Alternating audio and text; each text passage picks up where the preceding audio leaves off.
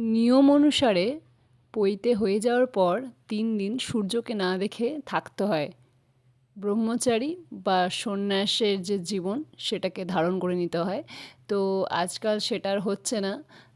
এর পেছনে অনেক কারণ থাকতে পারে। হয়তো বাচ্চা থাকতে চাইছে না, বা অতদিন ধরে এত আত্মীয়স্বজনদের রাখাটা চাপের, বা আত্মীয়স্বজনদের আসাটাও চাপের। তো অনেক কারণ হতে পারে।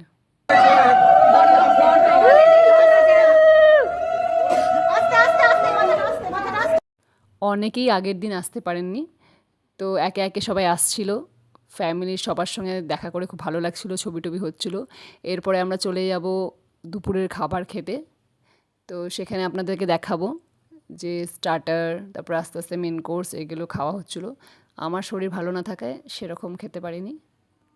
এখানে রাজকুমার বসে আছেন।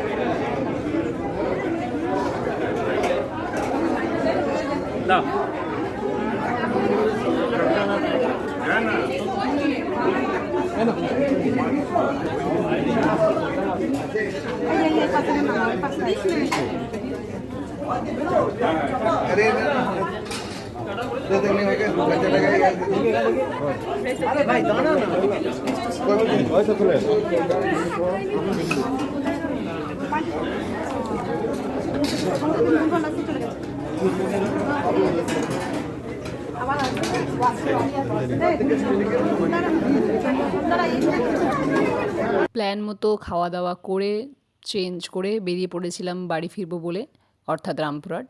কিন্তু হঠাৎ প্ল্যানটা চেঞ্জ করি। মামা বলে, মেজো মামা, যার বাড়ি আমাদের পাশেই, তো তারা বলে যে একসঙ্গে যাব। তো টাইম ছিল, আমরা ভেবেছিলাম মৌরাক্ষী ধরবো। তো হঠাৎ আমাদের মাথায় কীড়া উঠলো আর কি, কীড়া কিরমির কিরমির করলো।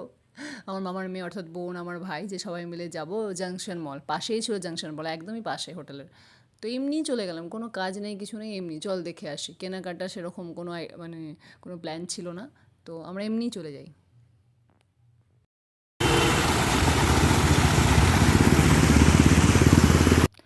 এই যে জাংশন মলের একদম পাশেই হোটেলটা। তো ভাই আর বোন যাচ্ছে। এখানে গ্রাউন্ড ফ্লোরে আরেকটা সাইডে বিয়ের অনুষ্ঠান হওয়ার কথা, যেটুকু দেখে মনে হলো।